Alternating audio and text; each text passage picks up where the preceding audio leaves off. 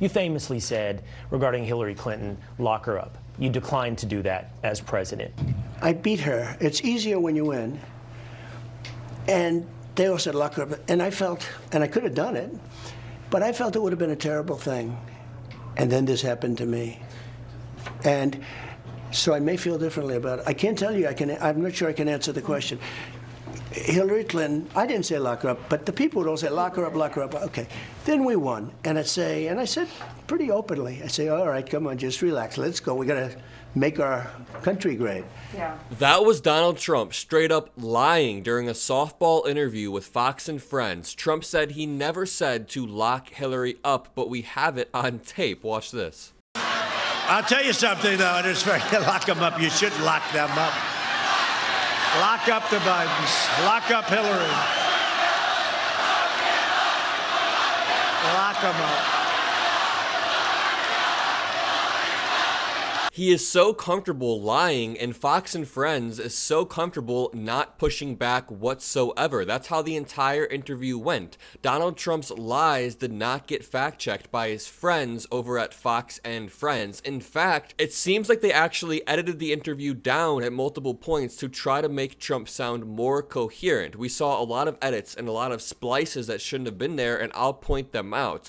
Also, Fox and Friends decides to narrate at multiple points and talk about how great of a job Donald Trump is doing. It was a complete softball interview that they edited down for him and then narrated over to try to make him look better. Just a wild scenario here. I pay a lawyer. He wasn't a fixer. He was a lawyer at the time. I pay a lawyer, and he's a lawyer. It's called legal expense.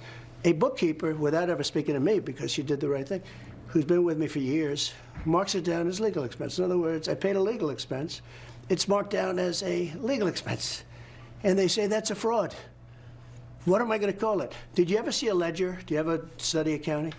The line's like about an inch long and an eighth of an inch wide. You can't write the story. But there is no story.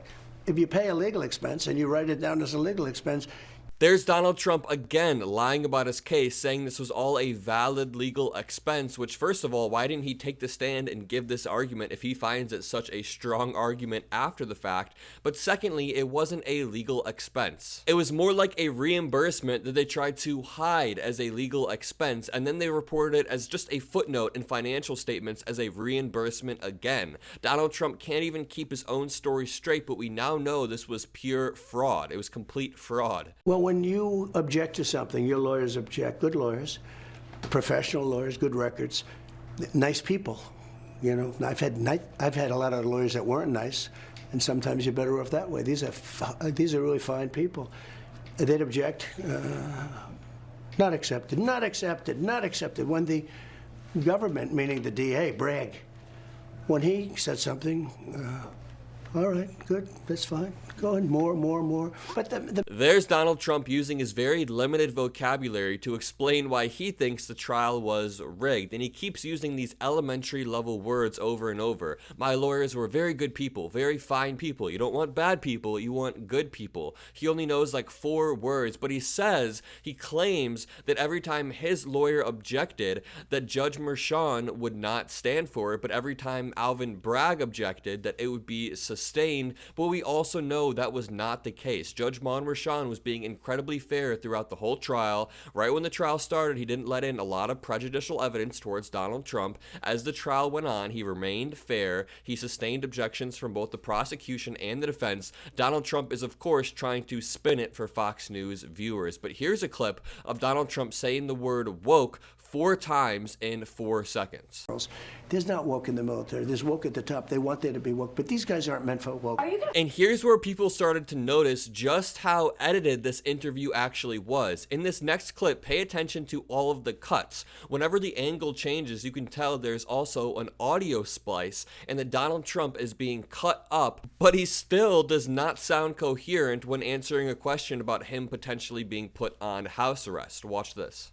When it comes to the legal maze that you're still facing, and the judge could decide to say, hey, house arrest or even jail. It How could. do you face what that could look I'm okay with it. I saw one of my lawyers the other day on television saying, oh, no, you don't want to do that to the president. I said, you don't beg for anything. You just, the way it is. Think of it. They have all my books. You know, they were. And then Donald Trump proceeded to answer a question and talk about himself for almost a minute and a half straight. But the best part about this is that Fox News decided to put their own narration over it and say just how good of a job Donald Trump is doing. They're immediately trying to prime their fan base, the Fox News fan base, into thinking that Donald Trump is killing this interview and he loves the American people. And they do that by putting their own narrative over it. It's kind of weird. Watch this clip. The other thing that struck me about the interview was how, yes, he answered the questions, but how often he went back to policy issues. Yes, true. Kept going back to energy, kept going back to the border, kept going back to the military, to vets, kept going back to trade, kept going back to China. I mean, he was kept going back to the issues that people are feeling. Yes, the insanity of this trial is beyond frustrating for everybody and for him.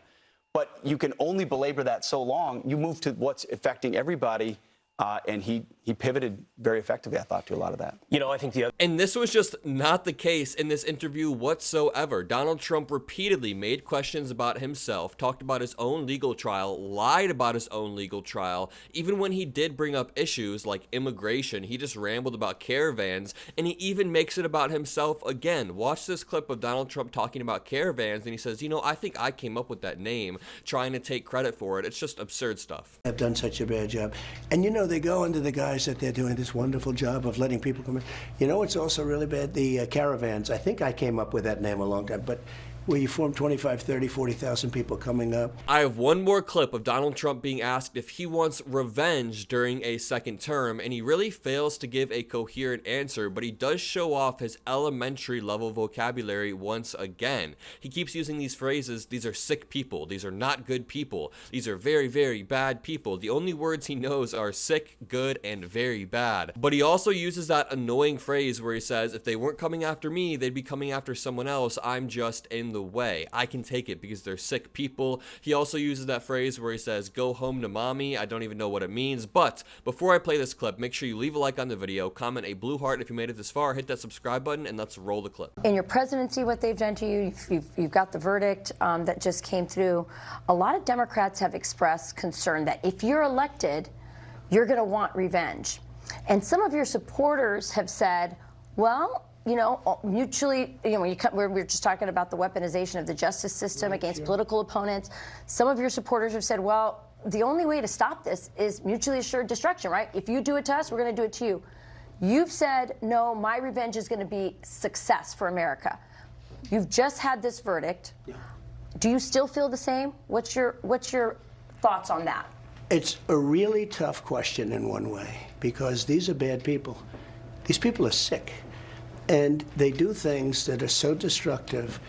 I mean, look what they did from the day I got there. And I don't know, you know, a lot of people said, we have no choice but to elect Trump. Republicans, because he's the only one that can withstand this. Don't forget, if it weren't me, they'd be going after somebody else. And I know a lot of the competition, they wouldn't do so well. They wouldn't be doing so well right now. They'd be saying, Mommy, take me home. I want to go home. This is brutal. But these are sick people. And